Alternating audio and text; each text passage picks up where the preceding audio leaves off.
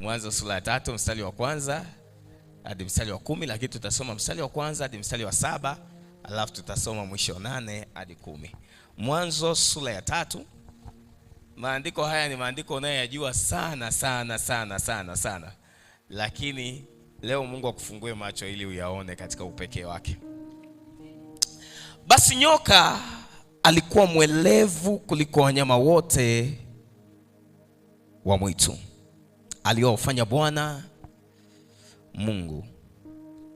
Akamwambia mwanamke, ati hivi ndivyo alivyosema Mungu, msile matunda ya miti yote ya bustani? Mwanamke akamwambia nyoka, matunda ya miti ya bustani twaweza kula, lakini matunda ya mti ulio katikati ya bustani Mungu amesema msiale wala msiaguse, msije mkafa. Nyoka akamwambia mwanamke, hakika hamtakufa, kwa maana Mungu anajua ya kwamba siku mtakayekula matunda ya mti huo mtafumbuliwa macho, nanyi mtakuwa kama Mungu, mkijua mema na mabaya. Mstari wa 6. Mwanamke alipoona ya kuwa ule mti wafaa kwa chakula, wapendeza macho, nao ni mti wa kutamanika kwa maarifa, basi alitoa katika matunda yake akala, akampa na mumewe akala. 7. Wakafumbuliwa macho wote wawili, wakajijua ya kuwa wa uchi. Wakafumbuliwa macho wote wawili, wakajijua ya kuwa wa uchi. Wakashona majani ya mtini. Sema, wakashona majani ya mtini, wakajifanyia nguo. Na hilo ndio neno la Bwana. Haleluya. Najua hayo maandiko nimeshasema, kila mtu hapa anayajua. As long as wewe ni Mkristo, ni Muislamu, ni mwanadamu, sidhani kama story ya Adam na Eva katika mambo ya kula tunda hujafundishwa. Mimi nimejifunza nikiwa Sunday school, nikiwa mdogo kabisa na miaka 3-4, nilishajua habari za Adam na Eva na habari ya uasi waliotenda pale bustanini. Lakini leo nataka twende tukafunguane macho ili tuweze kuelewa haya maandiko yana maana gani katika ujumbe wetu wa somo la mwezi ni furaha mbinguni. Ukisoma katika kitabu cha Mwanzo 1:31, Biblia inasema Mungu alipofanya vitu vyote akaviona ni vyema sana. Mungu akaona kila kitu alichokifanya, tazama ni chema sana. Ikawa jioni, ikawa asubuhi, siku ya kwanza. Mungu akaona kila kitu nini alichokifanya, tazama ni nini? Ni chema sana. Kwa hiyo kila kitu ambacho Mungu alikuwa amekifanya katika bustani ya Eden kilikuwa perfect and well. Chema sana. Chema sana. Bwana Yesu asifiwe. Na Mungu alipomaliza kuumba kila kitu, Mungu akamuumba mwanadamu, akamweka katika bustani ya nini? Ya Eden.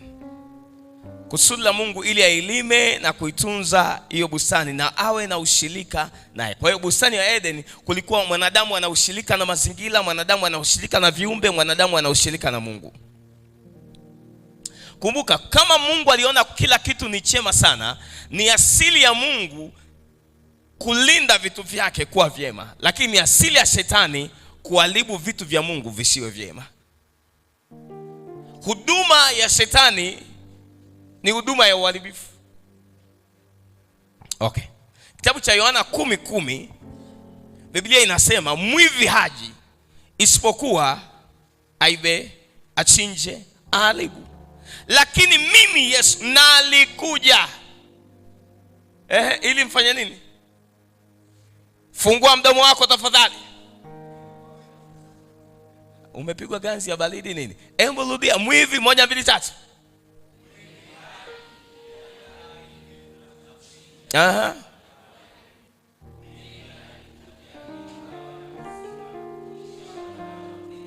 Kwa hiyo katika serikali Kingdom of Darkness kuna department 3, kuna wizara 3. Kuna wizara inaitwa wizara ya kuiba. The means of this. Hii ni idara ya kuiba. wizara ya kuiba. Wizara ya pili, kuna wizara inaitwa wizara ya kuchinja au kuua, the ministry of killing and murdering. Hii ni wizara ya pili, wizara ya kuchinja au kuua. Wizara ya tatu ni wizara ya kuharibu. Shetani akishinda kuiba, akishinda kuua, anachokifanya anaanza kukuharibia maisha. Anakuharibia personality, anakuharibia sura, anakuharibia wateja, anakuharibia usemi, anakuharibia tabia. Unashangaa na kupamba kwa tabia ambazo watu watakuchukia. Inaitwa idara ya uharibifu au wizara ya uharibifu. So, Biblia tuliposoma pale mwanzo tumeona ya kuwa Mungu alifanya kila kitu kilikuwa nini? Chema sana. Chema sana. Everything was perfect and well. But Shetani hapendi kuona jambo jema katika maisha yako. Shetani hapendi kuona jambo jema katika ndoa yako. Shetani hapendi kuona jambo jema katika utumishi wako. Shetani hapendi kuona jambo jema katika ujana wako. Shetani hapendi kuona jambo jema katika mahusiano yako. Shetani hapendi kuona jambo jema katika biashara yako. Akaingia kazini na department zake tatu. Department ya kuiba, department ya kuchinja, department ya kuharibu. Kwa akasema huyu mwanadamu, inawezekanaje mwanadamu akawa na utukufu kiasi hiki? Anapiga story na Mungu kila siku. Huyu mwanadamu ametawala vitu vyote. Huyu mwanadamu amepewa akili ya kuviname kila kiumbe kimename kwa jina na mwanadamu. Mungu hajawahi kukipa jina lolote kiumbe chochote, mti wowote. Kila kiumbe anachokiona kimepewa jina na Adam na Eva. Can you imagine ya kuwa Adam alikuwa na akili ya kumname huyu simba na asirudie kwa chui kusema simba? Kumbuka kipindi hicho hakuna mnyama mwenye jina. Yeye ndo anatoa majina. Misi akili yake ilikuwa perfect. Ndio sasa akili yake ilikuwa njema sana. Mungu amekuumba ukiwa mwema sana. Ni vile tu hapa duniani ulivyokuja kuna uharibifu ulitokea. Lakini wewe ni kiumbe chema sana.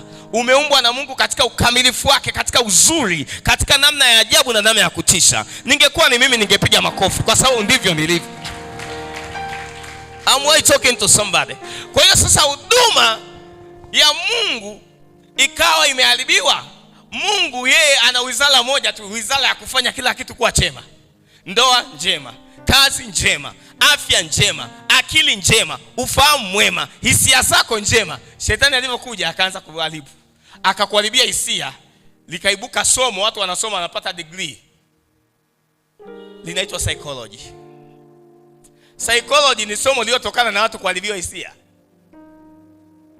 Kwa hiyo shetani ndio chanzo cha masomo mengi na mavitabu mengi. Tusingekuwa nayo. Kwa sababu kila mtu alikuwa anajua kimpasacho. Kwa sababu Mungu alikuwa na ushirika na mwanadamu. Mwanadamu akapoteza uwezo wa kumtambua Mungu, likaibuka somo linaloitwa theology. Watu wanasoma, wanakuwa na wachungaji na makola hadi mavyeo, theology. Mwanadamu akapoteza uhusiano wake yeye na mwenzie. Pale bustani ya Edeni baada ya hii dhambi, Mungu anambia Adam uko wapi? Anasema ni huyu mwanamke ulionipa. Uhusiano kati ya mume na mke ukaharibika. Somo likaanzishwa sociology. Mwanadamu akapoteza ufahamu na akili. Masomo mengine yanakuja hapo, masomo ya si daktari bingwa wa akili, daktari bingwa. Haya yote yametokana na uharibifu na uizi pamoja na hali ya kuchinja ya adui shetani. Lakini thank you Jesus. Biblia inasema Yesu anasema nalikuja ili muwe na uzima. Kisha muwe nao kidogo. Kisha muwe nao wastani. Kisha muwe nao ni si Mungu akupe huo uzima tele katika jina la Yesu. Natangaza uzima tele kwenye afya yako. Nasema natangaza uzima tele kwenye mahusiano yako. Natangaza uzima tele kwenye kazi zako. Natangaza uzima tele kwenye mifugo na biashara zako na kilimo chako. Mimi nalikuja. Kwa hiyo baada ya kuona huduma imeharibika, kusudi la Mungu la vitu vyema limeharibika, Mungu akasema sasa nifanyaje? Na mimi sasa nifanye mpango. Mpango ni kumleta Yesu, na Yesu anakili wazi, kilichonileta duniani sio kuja kuzulula. Kilichonileta duniani sio kuja kupiga story. Kilichonileta duniani sio kuzaliwa kwenye holi la ng'ombe. Kilichonileta duniani ni kuja kumwokoa Msukuma mmoja, Mchaga mmoja, Mmeru mmoja, Mgogo mmoja, na kumrejeshea uhusiano na vitu vyema katika maisha yake. if God has created everything good, kama Mungu aliumba kila kitu chema, jua kilichomleta duniani sio tu kuja kukuokoa wewe uende mbinguni, ni kuja kurejesha pia vitu vyema vidhihirike. Sio kama unanielewa? Sema vitu vyema vyote ni vyangu kwa kuwa nimempokea Kristo. Unanielewa vizuri? Wanielewa kisoga? So tunaona hiyo huduma ya kuiba. Wangapi wameibiwa na shetani hapa? Hapa siwezi kupata mtu. Wengine wameshachinjiwa. Una vitu vimechinjwa, havina uhai. Lakini kuna wengine wameharibiwa. Anaona uharibifu everything. Hadi anakuja sasa, pastor niombe na hisi na roho ya uharibifu, nikinunua simu mpya wiki moja imedondoka. TV mara imepigwa shoti. Yaani mimi vitu vizuri havikai. Inaitwa roho ya uharibifu. Imetokana na mjumbe shetani na wajumbe wake. Yesu atusaidie sana. Na ndio maana Yohana anaanza kumuita Yesu kwa baba wa uongo, mtu wa udanganyaye ulimwengu. Kusoma katika kitabu cha Ufunuo wa Yohana sura ya 12 mstari wa 9, Biblia inasema wazi ya kuwa huyo shetani ametupwa huku ulimwenguni, yeye awezaye kuudanganya nini? Ulimwengu. Lakini pia Yohana mtakatifu sura ya 8 mstari wa 44. Yohana mtakatifu 8:44. Rudi tu nyuma hapo. Yohana mtakatifu 8:44. Wanaseti, ninyi ni wa baba yenu Ibilisi, na tamaa za baba yenu ndizo mnazozipenda. Yeye alikuwa muuaji tangu juzi. Tangu lini? Mimi si tangu mwanzo. Hapo mwanzo shetani alikuwa muuaji. Yeye alikuwa muuaji tangu mwanzo, wala hakusimama katika kweli. Usije ukategemea shetani kukuambia kweli hata siku moja, sababu tangu mwanzo hajawahi kusimamia kweli. Tangu mwanzo hajawahi kukuambia ukweli wewe ni nani. Siku zote anakuambia tofauti na Mungu anavyokuona. Siku zote anasema tofauti na Mungu anavyokutazama. Tangu mwanzo wala hakusimama katika kweli, kwa kuwa hamna hiyo kweli ndani yake. Sema shetani hana kweli ndani yake. Kwa hiyo kama tunaona kule kwenye kitabu cha Mwanzo, Eva anadanganya mimi, kwa sababu ndani ya shetani hakujawahi kuwa na kweli. Kwa hiyo chochote, story yoyote ambayo shetani anapiga na wewe, jua hiyo story ndani yake ina uongo mkamilifu. Biblia inasema akatwaa yale matunda akampa mume wake naye akala. Don't share your disobedience. Usishiriki kutokutii. Usishirikishe mtu kutokutii kwako. Mtu asa, leo naona dalili ya mvua, mimi siendi kanisani. Jamani, naye si upumzike. Kuna watu wanafanyaga dhambi shirikishi, kwa sababu yeye hajisikii kutenda mema. Akiona mtu anatenda mema, anambia na wewe umezidi sana kutenda mema. Hiyo inaitwa dhambi shirikishi, uovu shirikishi, uasi shirikishi. Kwa sababu yeye hajaweza kukaa kwenye ndoa, anaambia jamani uwe na akili. Hao wanaume wa sasa hivi hawaeleweki. Unaanza kushirikisha watu disobedient. Don't share you are disobedient. Lakini jambo la pili, usije ukamwona shetani kuwa ni mtu mjinga. Hana kweli, lakini anajua kwa ajili gani hana kweli, na anaijua kweli japokuwa hana. Church must know the devil is not stupid and ignorance. Kanisa lazima lijue shetani sio mjinga na mpumbavu. Shetani ana akili kuliko Wakristo.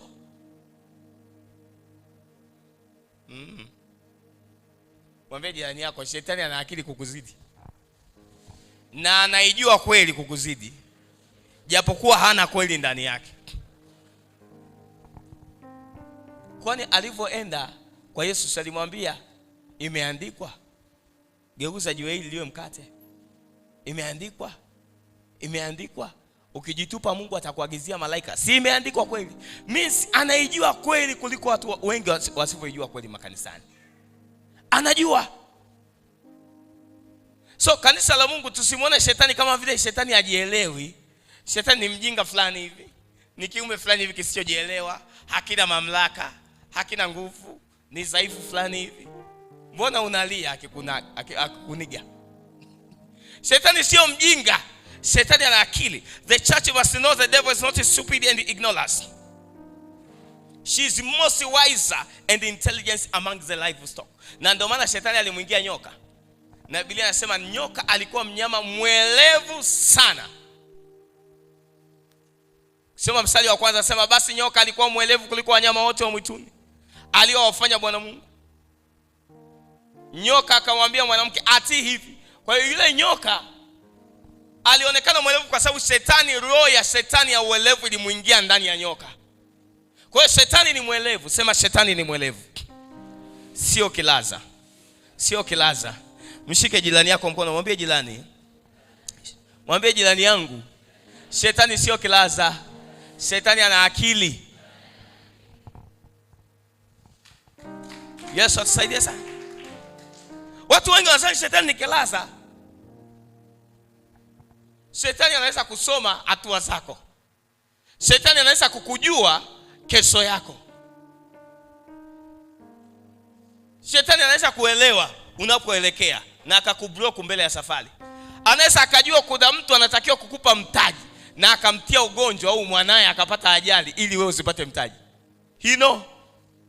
Wewe shetani sio mjinga unavyodhani, anafanya mambo kwa hila. Mtu yeyote anaweza kufanya vitu kwa hila, huyo mtu ni mjanja. Sema mtu yeyote anaweza kufanya mambo kwa hila ni mjanja.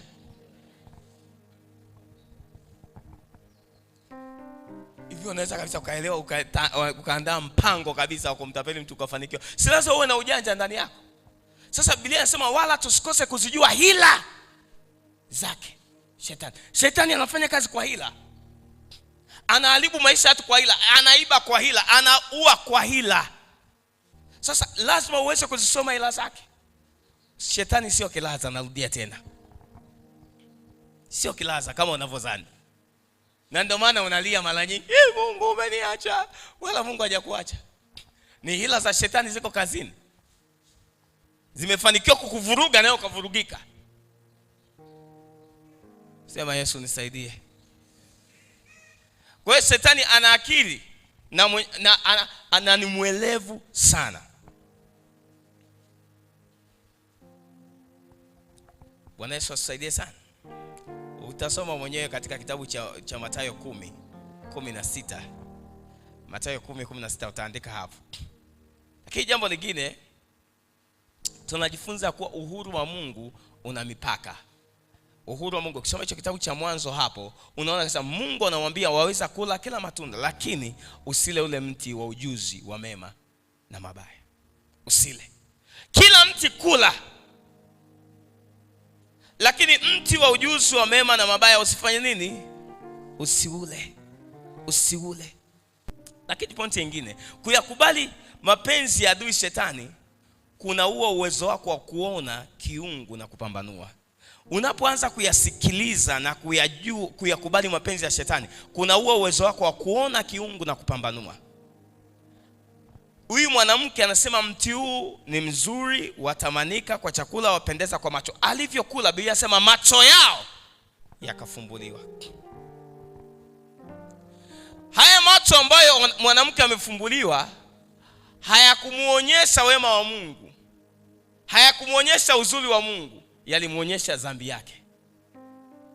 Wakati wote unapotenda dhambi, utazidi kuiona dhambi kuliko kumuona Mungu. Okay, ngoja nikusomee.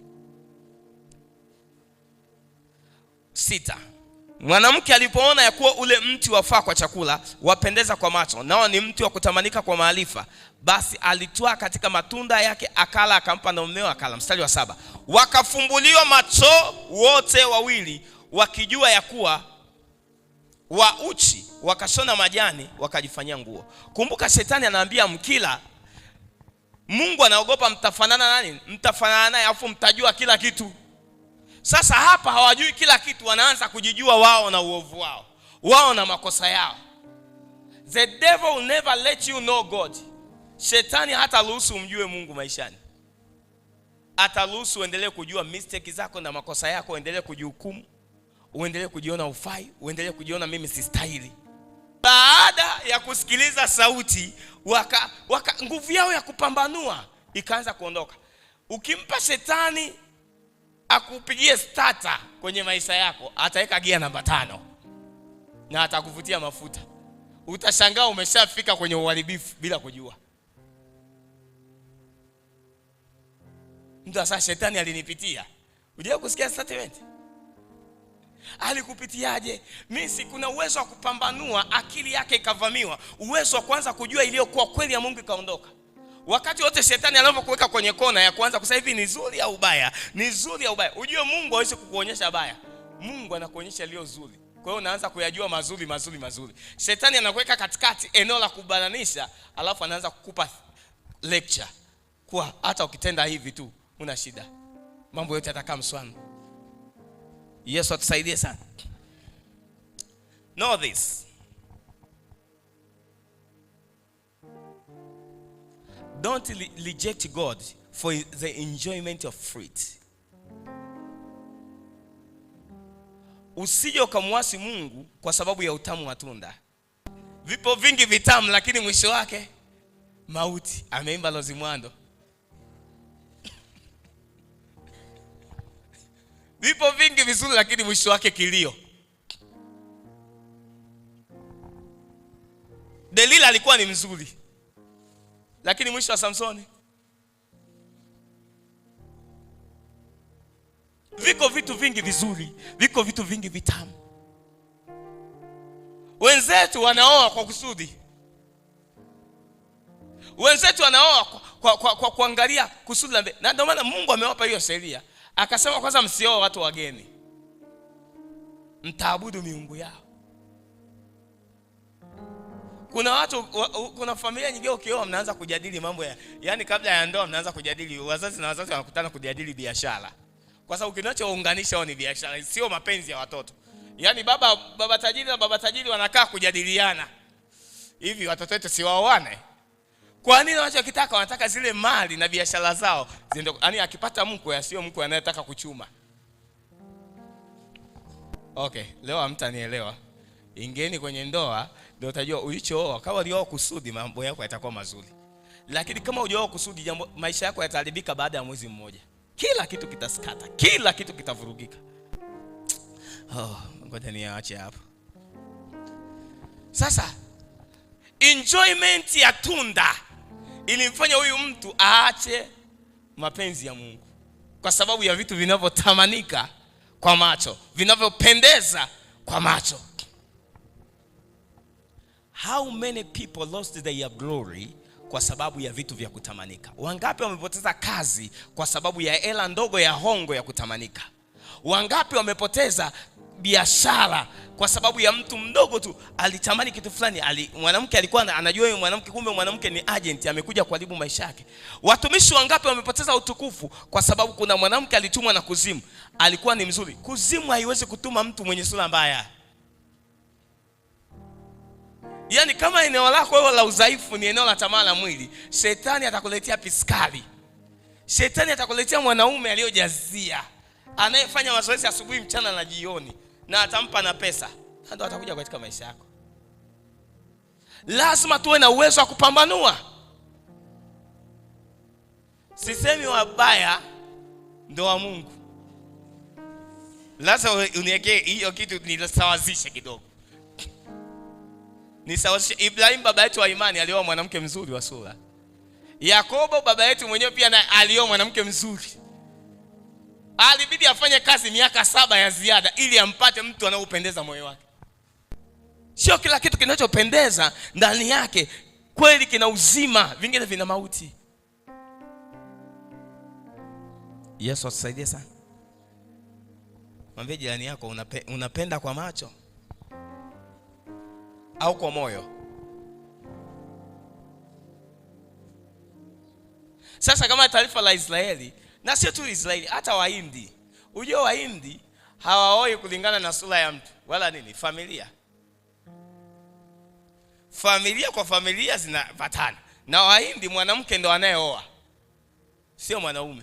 Yaani mwanamke ndio unatoa mali kwenda kumchukua mwanaume.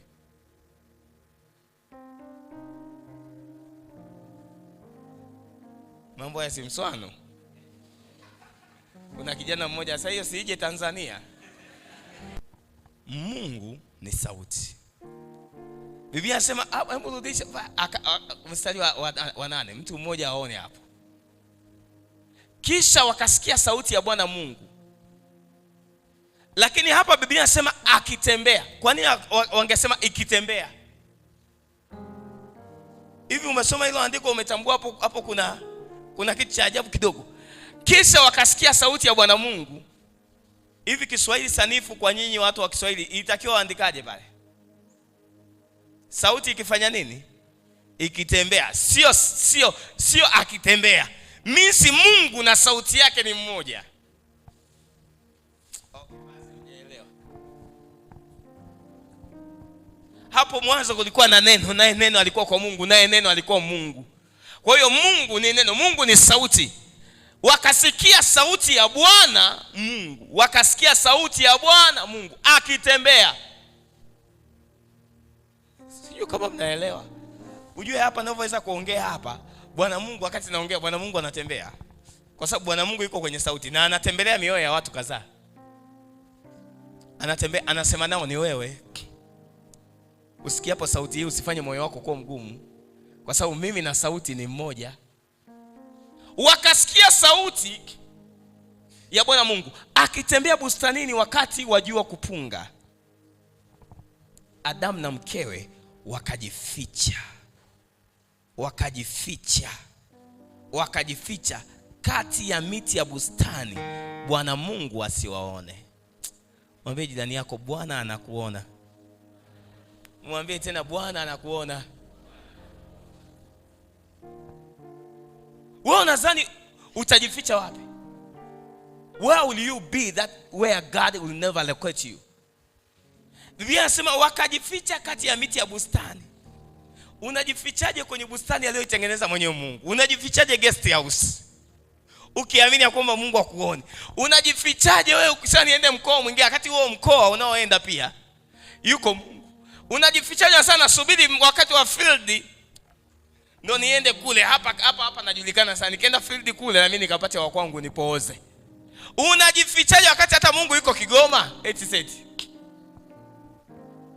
Mungu yuko Kigoma, Mungu yuko Tabora. Moja kati ya sifa ya Mungu, Mungu ana sifa 3. Mungu yuko kila mahali, Mungu ana nguvu zote, na Mungu anajua yote. Hizo ni sifa kuu za Mungu. Is omnipresent. Yuko hapa, yuko huko chumbani kwako liko kuacha, yuko guest house zote za mjini hapa, yuko kwenye hoteli zote za hapa mjini, yuko kwenye vichaka, yuko kwenye mapagale. God is everywhere. Mungu yuko kwenye kilinge cha mganga kienyeji pale. Usije ukajua hapa nikienda hapa ni kuna shetani tu. Mungu yuko kila mahali. Biblia inasema katika kitabu cha Zaburi, niende wapi nijifiche na uso wako? Hata nikifanya kitanda changu kuzimu, huko napo upo. Nikijificha gizani, giza na nuru kwako ni sawa sawa. Kisha wakasikia sauti ya Bwana Mungu akitembea bustanini wakati wa jua kupunga. Adamu na mkewe wakajificha kati ya miti ya bustani, Bwana Mungu asiwaone. This is a great mistake ambalo watu wengi tunalifanya. Watu wengi wakishaanguka kanisani wanajificha. They run from God, they don't run to God. Hutakiwi kumkimbia Mungu, unatakiwa kumkimbilia Mungu unapoanguka.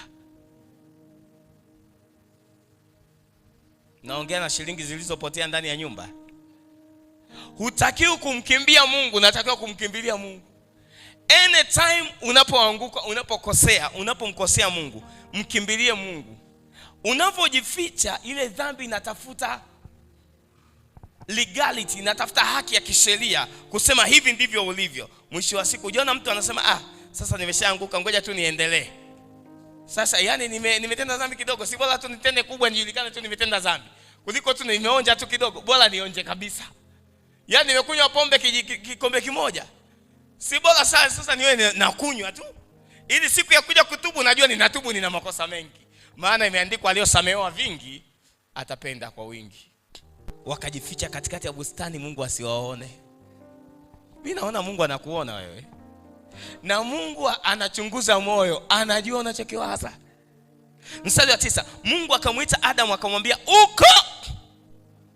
Akasema, "Nilisikia sauti yako bustanini. Nikafanya nini? Nikaogopa kwa kuwa mimi ni uchi, nikajificha." Macho yao yalifunguka kuona uovu na sio wema wa Mungu.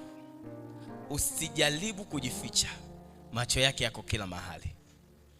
Don't cover your sin with fake clothes.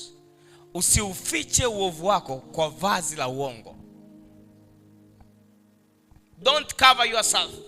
Usijisitiri kwa majani. Usijisitiri. Utukufu wa Mungu unapokuwepo katika maisha yako, hauwezi kuona utupu wako. Kwa sababu hawa watu walikuwa wamefunikwa na utukufu wa Mungu. Yaani utukufu ni vazi kuliko mavazi uliyovaa. Unaweza kuwa umevaa vazi hadi chini, umefanya kila kitu kizuri kabisa, lakini bado kwa sababu huna utukufu uko uchi. Na ndio maana most of the people here wanaotaga wako uchi. Mwingine anaota uchi yuko mbele za watu. Mwingine anatembea barabarani afa anajishangaa yuko uchi. Mwingine anajiona yuko uchi mbele ya wazazi wake. Wangapi mshawahi kuota hiyo ndoto? Hapa sitapata mtu yoyote. 1 2 3. Kumbe na mwingine yuko pale 4. Kuna mwingine. Wengine siwezi kuwapata. Na wewe upo. Kwa hiyo kuwa uchi sio kutembea bila nguo. Unaweza ukavaa nguo sana lakini ukawa uchi because the glory has been taken away from you. Wakati wote unapoota uko uchi, maana yake utukufu wa Mungu umeondoka juu ya maisha yako. Au adui anapanga kukuaibisha, kukuondolea utukufu na kukuvika aibu. Sasa wangapi hapa katikati yetu ambao haya maisha ya rohoni wanaonyeshwa na Mungu wako uchi? Wao wenyewe wanadhani ya kwamba ni uchi wa kawaida. Sio uchi wa kawaida, ni utukufu wa Mungu umeondoka katika maisha yao. How many? Usijaribu kujifunikiza kwa mavazi ya uongo. Mwingine anasema ngoja nijitahidi kwa bidii, niwe na bidii, nitende matendo mema, nitoe sadaka ya kupendeza, niwe ninafagia kanisa. Haya yote afanye, lakini kama umepoteza utukufu, rudi kwanza eneo la toba ili upatane na Mungu wako. Hakuna exchange ya toba. Toba inatakiwa ifanyike. Hauwezi kusema nikifagia ndo nimetubu. Nikienda kanisani nikicheza vizuri kanisani pale ibadani, basi itakuwa nimetubu. Wewe unajifunika katika vazi la majani. Nikiwa na wahi ibadani, pastor ananisifia. Kwa kweli kati ya watu wanao wahi ibadani, namba 1 ni Pascal. Naweza nikawa ninakusifia mimi, lakini utukufu wa Mungu uko nawe, kumbe umejivika mavazi ya majani. Mungu leo anaita, Adamu uko wapi? Adamu uko wapi? Adamu uko wapi? Adamu uko wapi? Adamu anasema, nilisikia sauti yako nami nimeogopa na nimejificha. His glory is the best cross. Utukufu wake ni vazi zuri. Kila mmoja atamani utukufu wa Mungu. Najua unapambana na fashion. Najua unapambana na vitenge vipya vinavyotoka mjini. Usione nguo. Lakini pambana na utukufu wa Mungu ndani yako, usiondoke. That is the best thing ever. Wengine watoto wamewanunulia wazazi wao, hawajanunuliwa nguo. Wengine wanawake hawajanunuliwa sijui zawadi na mume wake, hajaletewa kitenge na nini. Wanawake wengine kanisani wanabadilisha kila wiki. Yeye kwake ile akitokeza ajulikana mama nani kaingia ndani. Lakini nataka ngombe usisumbuke na vitu vinavyoshikika. Utukufu wa Mungu haushikiki, lakini utukufu wa Mungu unakusitiri. Ungependa nikupe hii habari? Mchungaji mmoja siku moja alienda kanisani. Mchungaji alikuwa na maisha magumu sana. Maana kiatu chake mbele kilikuwa na tochi. Kilikuwa na tochi. Unajua ninapozungumzia tochi, yani huku mbele yani kiatu kimefumuka. Maisha ni magumu, sio anajifanyisha, hata hela kwenda kupeleka kwa kufundi hana. Na hawezi kusimama madhabahuni akiwa pekupeku. Yule mchungaji akamwambia, Bwana, ninakuomba leo nisitiri. Leo ninapoenda katika ibada, Mungu naomba ufunike hayo matobo kwa utukufu wako yasionekane. Mchungaji, watu wakapanda madhabahuni akahubiri, watu wakabarikiwa, glory hallelujah. Watu wakapokea baraka, watu wakamwomba Mungu, watu wakajaa roho. Mchungaji akaondoka. Wakati yuko njiani, watendakazi wake mashemasi wa kanisani wenyewe katika wako ibadani walikuwa naona amevaa vizuri. Hilo kanisa lilikuwa tu, hata watendakazi wenyewe pia na wenyewe vya maskini.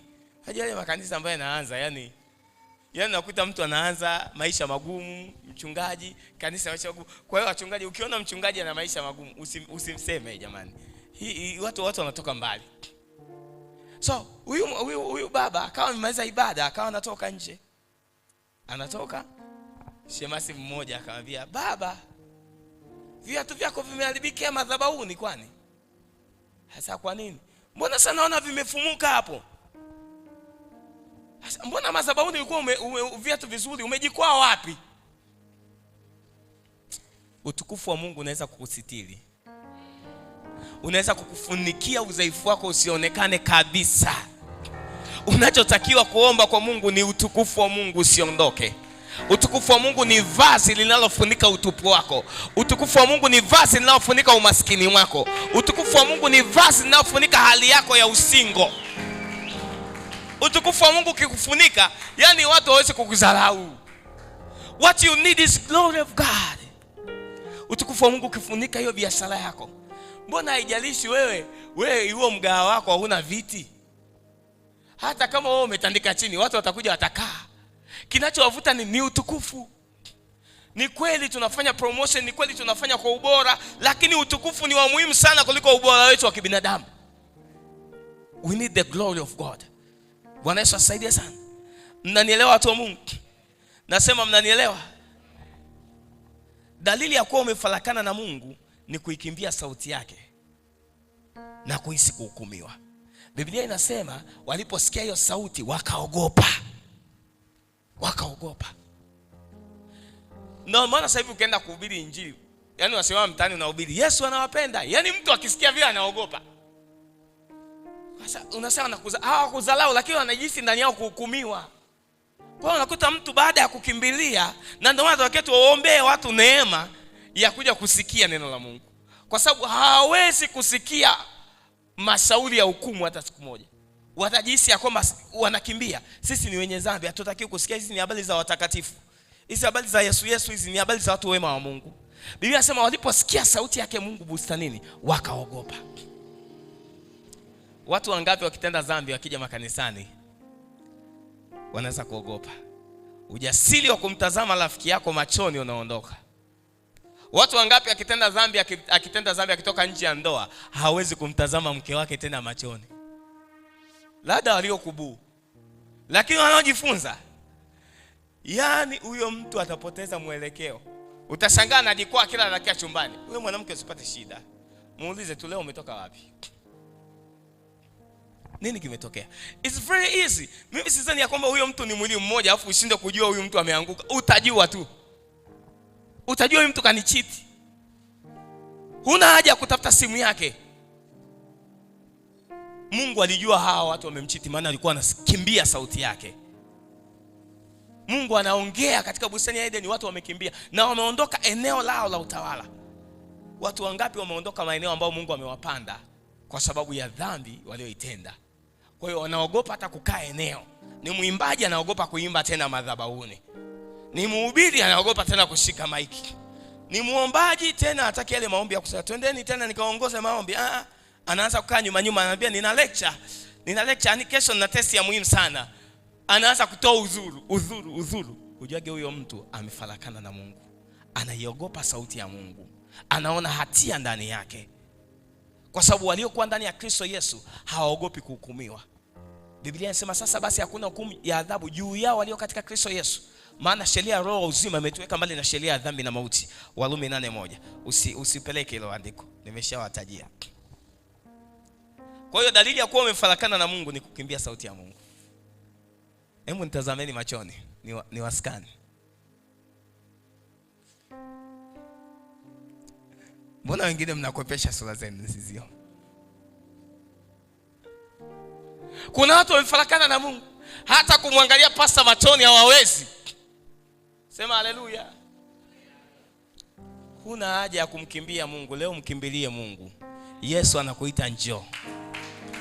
Njooni kwangu wote mnaosumbuka na kulemewa na mizigo, nitawapumzisha. Njoo. Huo ni mzigo. Hofu ni mzigo, woga ni mzigo, kukosa amani ni mzigo, kufarakana na uso wa Mungu ni mzigo. Lakini Mungu anakuita kwa jina lako. Anasema, Adam, uko wapi? God is calling you by your name. Mungu anakujua kwa jina na anakuita kwa jina. Bwana Yesu asifiwe. Sema ni furaha mbinguni mwenye dhambi mmoja akitubu. Mungu akamuita Adam kwa jina lake. Leo Mungu anakuita, Onesimo, uko wapi? Sikuone niliko kuweka. Mbona umevaa majani? Je, mimi siwezi kukushonea nguo nzuri nikakusitiri? Uko wapi? Uko wapi? Majani haya yanakauka, uko wapi? Haujui hizo fedha za sponsor aliyokupangia chumba ni za kitambo, uko wapi? Nataka nikupe hazina za silini, uko wapi? Uko wapi? Haujui nataka nikupe kiwanja na nyumba yako kuliko hicho chumba ulichopangiwa na wewe mwanaume wa mtu, uko wapi? God is calling somebody by your name. Anakuita kwa jina lako. Kama alimuita Adam, Adam uko wapi? Leo anakuita kwa jina lako. Epafra Kabelege, uko wapi? Uko wapi? Uko wapi? Anakujua alikokuweka. Anajua utukufu aliokupa hauoni tena. Kwake ni utukufu ulionao. Sasa leo ule utukufu haupo. Alikupanda kuwa mfanyabiashara, akakupa na utukufu. Ukaupoteza ule utukufu baada ya kupata pesa. Ukaona kwamba mimi tu nilale na kila mwanaume namtaka mimi na kila mwanamke naotaka mimi. Utukufu ule haupo. Mungu akija anakuuliza uko wapi? Unasema mbona bado naendelea kufanya biashara? Lakini sio issue biashara, issue ni utukufu aliokupa kwenye hilo eneo. Uko wapi? Watumishi wangapi wanaendelea na huduma, lakini Mungu anawauliza uko wapi? Sio hawako makanisani, wako madhabahuni, lakini utukufu wa Mungu ndio ilikuwa sura ya utambulisho, haipo tena. Uko wapi? Where are you? Uko wapi? Uko wapi? Inaweza ikawa ni mwana mpotevu ulioenda nchi ya mbali, lakini kuna wana mpotevu waliokuwa ndani ya nyumba. Na wenyewe wanaulizwa uko wapi? Mbona umepotea? Unasema niko ndani ya nyumba. Uko wapi? Uko wapi? Bwana anakuita kwa jina lako leo. Uko wapi? Badiliko la kweli uzaliwa tunapokutana na nuru halisi ya Kristo. Wote waliompokea aliwapa uwezo wa kufanyika watoto wa Mungu. Kwa hiyo kuna uwezo ndani yako utaingia wa kushinda dhambi. Kuna uwezo ndani yako utaingia wa kuishi maisha matakatifu kwa sababu umempokea Kristo. Biblia inasema alikuja kwa ajili ya walio wake, lakini walio wake hawakumpokea. Your work, kazi yako ni kumpokea. Na unampokea sio kwa mikono yake, ni kumpokea kwenye moyo wako, ili akupe uwezo wa kushinda dhambi. Kuna mahali kabla hujampokea Kristo ulikuwa unaishi. Baada ya kumpokea Kristo amekuhamisha kutoka katika nguvu za giza, amekuingiza katika ufalme wa mwana wa pendo lake. Kolosai 1:13. There is a change of address. There is a shift of address after receiving Jesus Christ as your Lord and Savior. Nataka niongee na wewe unanisikia pia, unanitazama safari hii. Unaweza kuficha mwili wako, lakini hauwezi kuikimbia sauti ya Mungu. Sauti ya Mungu itakufuata vichakani. Sauti ya Mungu itakufuata mapangoni. Sauti ya Mungu itakufuata kokote, hata kwenye miamba. Kama mwamba ulisikia sauti ya Musa na ukatoa maji, sauti ya Mungu inaweza kukufuata kokote. Na usikiapo sauti hii siku ya leo, usifanye moyo wako kuwa mgumu. Bwana Yesu asifiwe. Nataka niwaambie jambo hili. Bwana amewajia watu wake bustanini.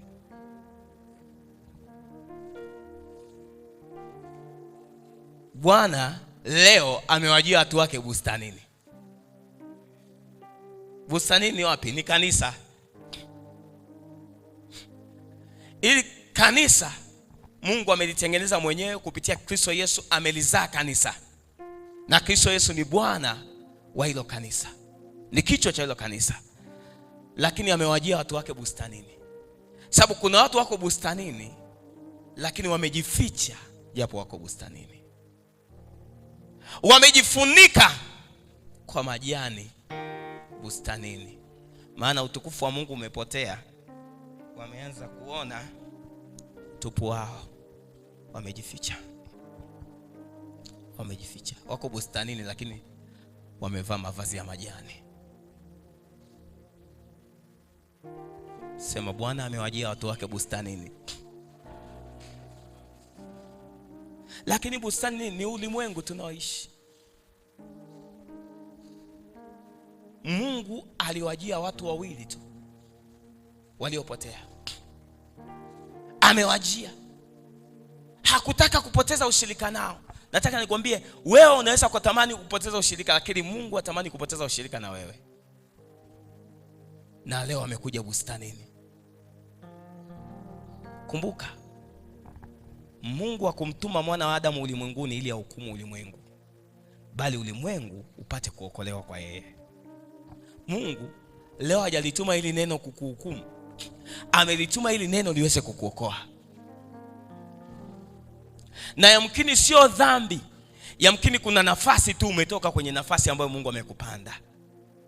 Mungu anauliza, uko wapi? Kuna wajibu alikupa katika familia yenu. Uwe muombaji wa hiyo familia. Usaidie hiyo familia, ushauri. Usaidie kaka zako. Usaidie dada zako. Mungu anasema, uko wapi? Uko wapi? Where are you? Nilikupanda kama mzabibu mwema, umegeukaje kuwa mzabibu mwitu? Uko wapi? Mbona nilikupanda kanisani hapo, lakini ulivyokwazwa tu na watu kanisani, umepunguza spidi ya kunitumikia kanisani? Mbona unitumiki kwa furaha tena? Uko wapi? Mbona unategea kazi ya Mungu kanisani? Mbona usimami katika nafasi uliopewa na kuhani wako wa madhabahu sawa sawa? Mbona uko busy na majani huko mtaani? Unajisitiri maisha yako, unasitiri familia, unasitiri kazi zako, lakini wajibu wako katika nyumba ya Mungu wa kuilima bustani na kuitunza umeacha. Ukipoteza wajibu wa kuilima bustani na kuitunza, utaanza kujitunza mwenyewe, na Mungu hatakutunza. Watu wangapi hapa sasa hivi wanaanza kuhangaika kujitunza? Nitakula nini?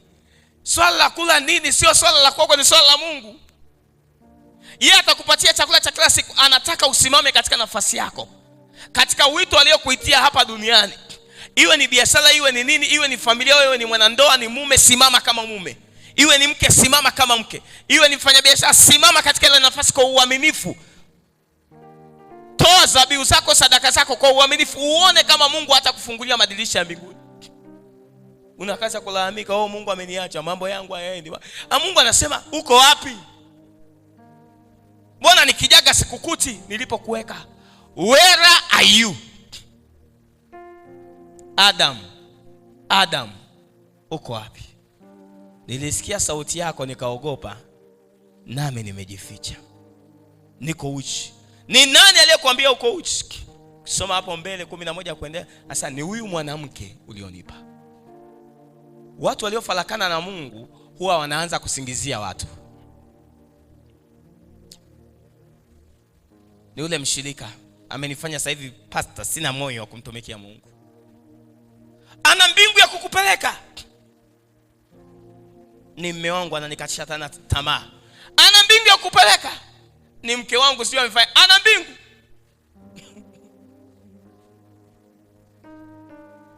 Ana mbingu. Where are you? Uko wapi? Mungu anauliza mtu mmoja leo, uko wapi? Uko wapi? Simama kwa miguu yako. Glory be to God. Nimesema huu mwezi tunatafuta shilingi zilizopotea ndani ya nyumba na nje huko.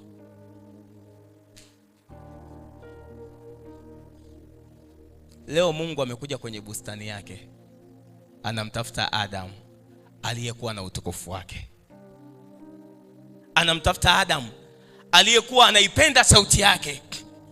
Anasema njoni tusemezane. Yule ambaye alikuwa anamka saa 8 ya usiku, anakaa na Mungu, anaongea naye. Leo hii hata kuomba dakika 5 uwezi. Uko wapi?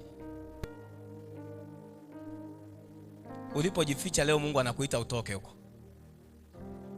Toka. Toka kwenye vichaka. Toka katikati ya miti.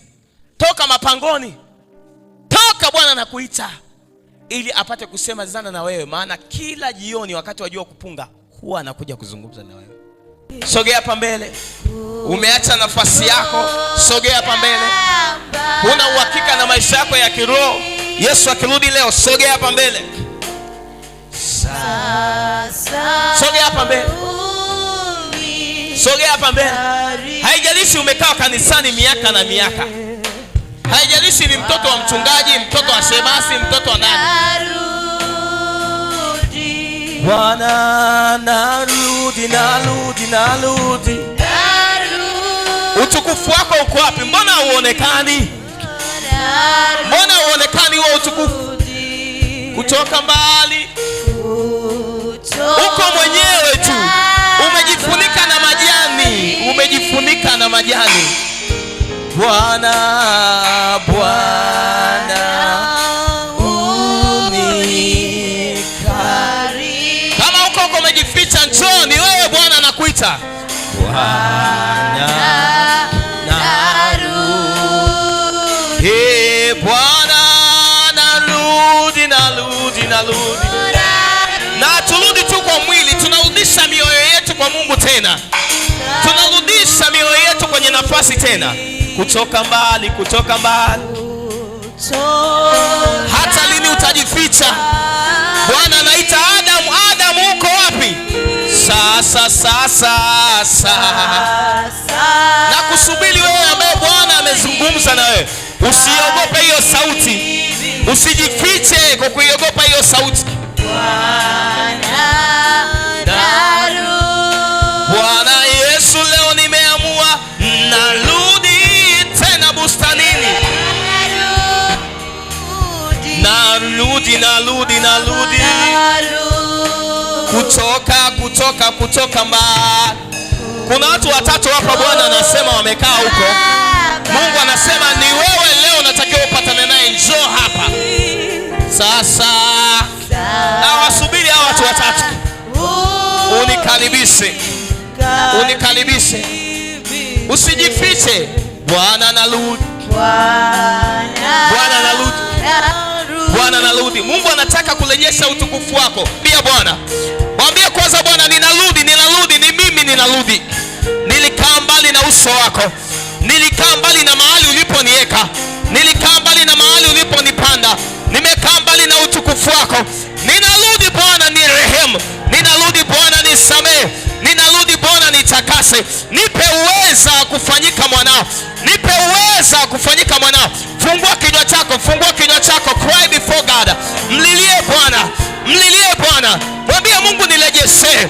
Unirejeshe ile miaka iliyoliwa na nzige na palale, ile neema, ule upako, zile kalama, ile nguvu ya rohoni, ile nguvu ya maombi, ule ushirika na Roho Mtakatifu. Nirejeshe tena lugha ya mbinguni. Nirejeshe tena maono. Niliyapoteza. Utukufu wangu umeondoka kwenye uso wangu. Moyoni mwangu sina amani, maana sina uhakika na ushirika na wewe. Leo ninarudi. Open up your mouth, open up your mouth, open up your mouth. Kila mmoja hadi kule nyuma, omba ile ombi. Mwambie Bwana akurehemu. Mwambie Bwana akupe nafasi nyingine. Mwambie Bwana akupe nafasi ya pili. Mwambie ni mimi Bwana ninayerudi. Ninarudi, ninatoka mbali, ninatoka mbali. Open up your mouth. Open up your mouth. Open up your mouth. Open up your mouth. Open up your mouth. Mwambie Bwana, nimejifika mavazi ya majani.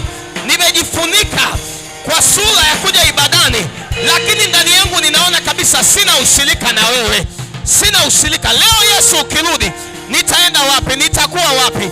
Nitakuwa wapi? Nitakuwa wapi? Ninajua kuwa mimi ninaishi maisha yasiyoendana na neno lako. Leo ninatubu, leo ninatubu, leo ninatubu. Omba rehema, omba rehema, omba rehema, omba rehema.